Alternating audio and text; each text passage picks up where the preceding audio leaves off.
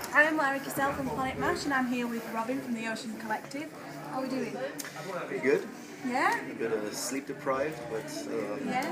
pretty good apart from that. Yeah. I know you're currently on Pelagial tour, aren't you? Part 2. Yes, that's correct. Yeah. Just started 4 days ago, Yeah. and we have 29 more shows coming up. I know, yeah, it's been pretty busy, but this is like the part 2, so your first part was practically a world tour, and you went to musical call, and you went to the US, and stuff like that. So how was that tour for you guys, and your expectations for this tour, this part 2? It was really exciting. We started doing Summer Slaughter tour in the US as part of a 10-band package, so there was like 5 weeks across the continent pretty much. It was really cool, like 70 people in the travel party, and a bit of a crazy situation with one bus and 10 vans chasing the bus, and never enough space in the dressing rooms for 70 people, so we were hanging out in the parking lots, you know, people were playing music and stuff outside. It was summertime, so it was really nice.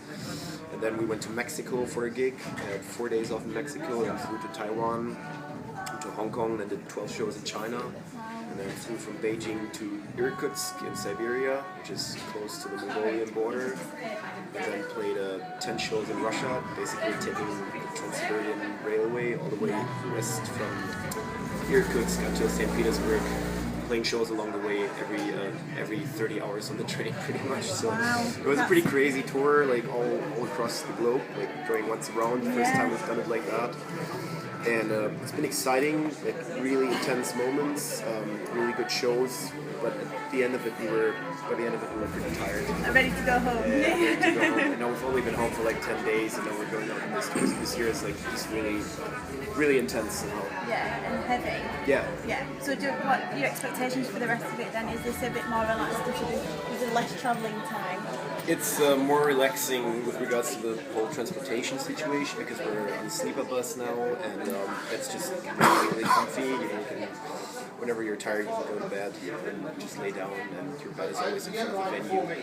While in China, we've been mainly traveling by train, which means we had to stay in hotels and then wake up early to catch the next train and this kind of stuff. So also logistically, it's always like getting all the gear on the train, then taking it off, putting it in a taxi. And these Chinese train stations are like 10 times as big as the biggest German train station I know. There's never any luggage trolleys or anything like that, so we have to carry all the fucking gear like out the train station. It's all a lot easier here. You know, the bus like stops in front of the loading dock, and then the gears and states are ready. So it's pretty cool. Actually, it's going to be very comfortable. Yeah, a little bit more relaxed than this year. So your album is like a progressive journey of like 1 to 3 minute songs, isn't it? You should say. So you have a lot of songs that have been quite long. So as far as I know, this is the first time you guys have done something like this. How was the whole creation of the album? It's been a bit of a different process as compared to most of our previous albums that were also concept albums, but musically more or less collections of random songs, you know, like random tracks that were all written on their own basically, and then compiled together after they had been written. This album, however, has been written as one long piece of music from the beginning to the end, pretty much chronologically, with a few exceptions. And that was a totally different challenge, because it's an entirely different story writing an album, or writing like a piece of music that's like 5 to 10 minutes long as a song, compared to writing an album that is like one long 50-60 minutes track. So it was tough. But once I got into it, it was flowing pretty smooth, and it's like most of it has been written fairly chronologically. So I started at the beginning, and the first 15-20 minutes have really been written like that. Then in the second half, sometimes I had an idea where I knew, okay, this is going to be the last part of the album. You know, but whenever I was writing a riff, I kind of knew where on the timeline of the album this was going to be like finding its place, basically. So quite challenging. Yeah. So musically, the album cleverly goes through the depths of the ocean, doesn't it? So it starts from the top, and then progressively gets heavier as it goes deeper down into the ocean. What was it about the ocean that interested you, to physically communicate through music? Well, I've always been intrigued by the sea somehow. I spent some of the most intense moments of my life in the ocean, or like close to the ocean. I nearly drowned twice when I was a kid too. Oh wow! But also, that's like, not wow, but I also have very positive memories, like very positive memories. I related to it, so I've always been fascinated by the sea, and that's why the band is called The Ocean in the first place, and then when we're playing in a band called The Ocean, I guess it's only a matter of time until you do an album, you know, so like, I've had this idea since 2009 already, and I just didn't really know how to approach it for a long time, especially from a lyrical point of view, and also with regards to writing this like one coherent piece of music. So I've had the idea for a long time, but I was just kind of chickening out, you know, just being like, yeah, let's do something else first. But do you feel better for waiting though now? Yeah, The reception and the creation that you've done?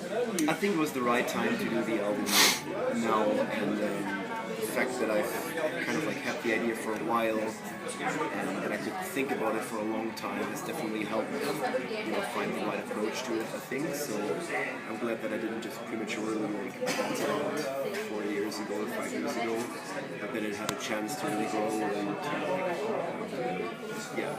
the idea to be developed.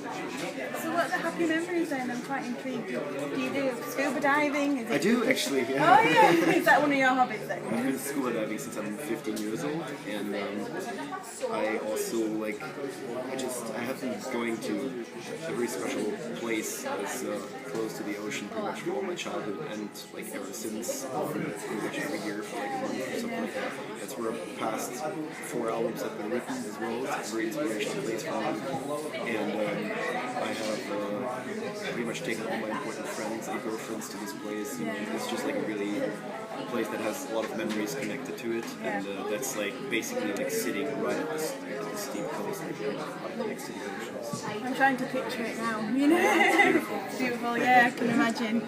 See where I live, it's just fields and sheep.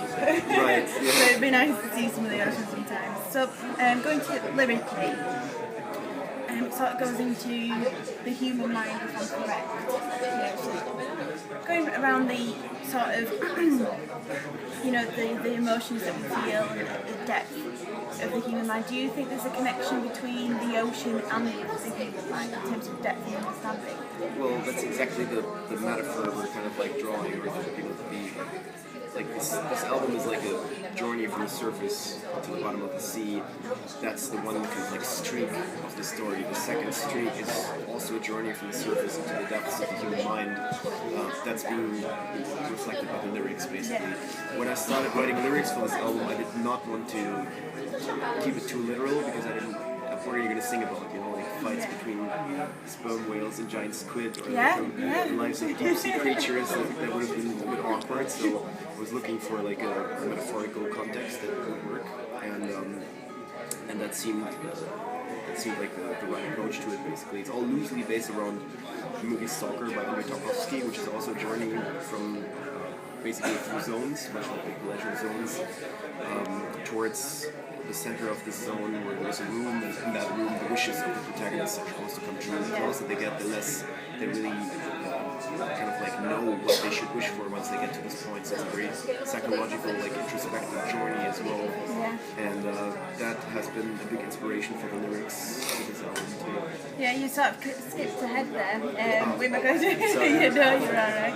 So I've got what I wonder, obviously, you know, as we're discussing people's desires and people's wishes, what is it about these themes and that influence you to and motivate you to create music around it? In the very beginning, was it that? The central question is basically like the whole album is orbiting around the question of the origin of our desires and wishes. Like, where do they come from? Like, from which part inside of ourselves, and how much control we have over shaping and changing them. That's the line from the lyrics, you know, like do we actually, like, we have instrumental reason, obviously, so we can decide when we want something, we can decide which means to employ to, you know, like fulfill us that wish or whatever.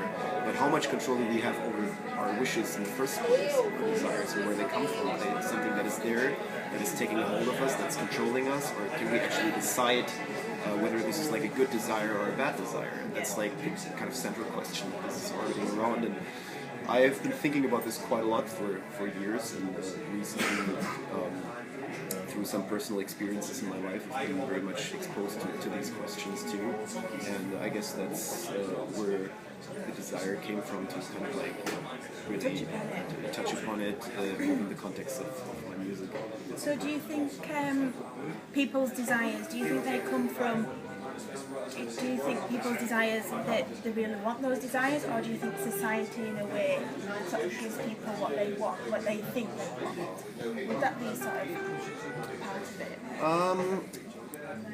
To be honest, not really, but that's also a really interesting question. But that's like what I'm touching upon with this album is kind of free of social political contexts. But that's also a very interesting question, like how, in which way that those desires that we have are really our own, or in which way they're coming from like outer external sources, and how truthful they really are, in that way.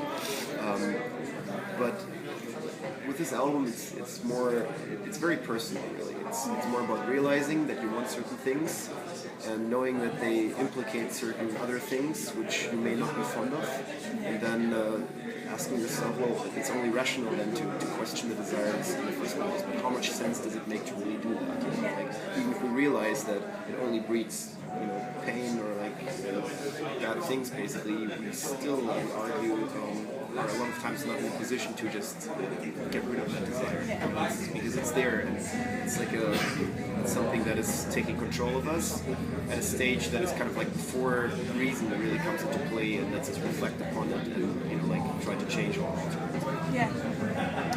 But that's not an answer, that's a theory. It's a theory, yeah. No. Well, in a way, stuff like this tend to be theories, don't they? Nothing's very set, it's people's opinions of understanding the human way, the human mind, isn't it?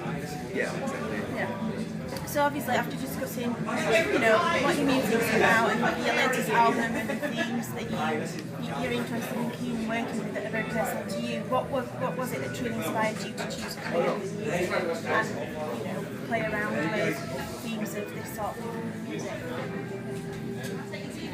I don't know. I guess I've always been intrigued by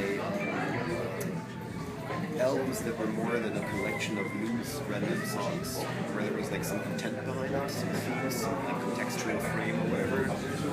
And that's why I've been naturally like interested in doing that with my own music and art as well. It's not a necessity for people to, relate to us on that level. Some people just come to shows and they just want to bang their heads. That's totally fine for me, but hopefully for those who do enjoy digging a little deeper, they will find something meaningful there. And the albums that I found most interesting were usually albums where I felt like everything was really coherent, where there was the artwork was tying in the lyrics and the album title and the song titles and all that kind of stuff, and it felt like it was a whole that was being presented to you, and not just like a compilation, basically. And that's what has been my approach to writing music pretty much ever since, to try to come up with something that is not taken out of context, creates a context of its own music. Yeah, that's interesting. I wasn't going to talk about it, but your actual tar poster of the woman that's drowning but got her hands around her neck, is those her hands or is it somebody else? That's her hands. Is it her hands? Well, that's quite interesting. It's a picture that's taken like this. Like this, yeah. Because I was thinking, what could it actually symbolise as, the meaning behind it? But obviously it's a reflection. Would it be a reflection of something personal to you that what's happening in your life? This woman is the protagonist of the movie that was released with the album on a limited DVD, a Pelagial movie done by Craig Murray, a guy from London. And the idea was to have visuals that reflect this journey from the surface to the bottom of the sea. So that's, again, in the movie, one part you see lots of organic footage, some of which I filmed myself scuba diving, but obviously not the deep sea parts that are happening in the second half of the album. But then there's also a female protagonist, that's this girl who's seen throughout the movie going through different stages of pain, lust, joy, fear, terror, pretty much everything. And she is kind of like reflecting the lyrical streak, the second streak, this inward journey going through these stages, and that kind of interspersed with oceanic footage is what makes up this movie. So that's a still shot taken from the movie. And hopefully we're also going to have the movie projections working tonight. So we're actually showing them when we play. Oh, so what you filmed was you did scuba diving or parts of the film? Well, the entire film. Yeah, the entire film. Yeah, of course. Yeah. Oh. That's the film is released as a DVD that came with the limited edition box sets of the album, but we're also using it as live video projections. Yeah, pretty much. Oh, that nicely leads to my next question. Anyway, so obviously you got the performance tonight. So obviously as a headliner, playing the album, something is 53 minutes long. How would you go about playing that album in a live atmosphere? And obviously because you don't have 53 minutes to play the whole album, is it about putting up in sections? It's not ideal. Like on this whole tour, except for tonight, it's the only show where we don't play the album in its entirety. Like every single night we play from the beginning to the end, and then we play some all the songs afterwards. We play like a 70 to 80 minute set usually. But tonight we got 45 minutes. We cannot even play the album entirely. We have to skip like pretty much 7 or 8 minutes. It works to take out a section from the mid part of the album, kind of like skip a track, 2 tracks there, and to cut it down to 45 minutes. That works. In the US, we had to cut it down to like 25 minutes set when we did Summer Slaughter, and that was really compromising. Yeah, it's just like not really, getting the point across anymore. But stripping it down to 45 minutes should work. Yeah, it should be. Oh, well, no, I look forward to it. Yeah, right. Definitely. But I was going to say, besides your performance, what you're most looking forward to about Damnation Festival, but you're not going to be able to see any bands, really. Yeah, unfortunately, we have to leave pretty early tonight because we're driving to Paris. We're playing Paris tomorrow. I hope I get to check out Crippled Like Phoenix and Bruce right after us. I really, really like that band. I would love to see Crippled again, tour with those guys in April. Big fan of their band, basically. Yeah, I really Unfortunately, I'm gonna miss Rosetta and Live No Light and Dirge already played. So like, there's a lot, like this lineup this year is crazy. Like especially the stage that we're playing on. Oh yeah, I saw the Yeah, stage, pretty much like every band on that stage. I find it really exciting. So it's just props to Damnation for fucking rocking this lineup this year. I know, I think it's really good. It's definitely interesting this lineup this year. I really wanted to see Tides of Nebula, but it's those guys now. But well, we're on tour with them, so I have a chance to see them. Right. Well, thank you very much for your time. All right.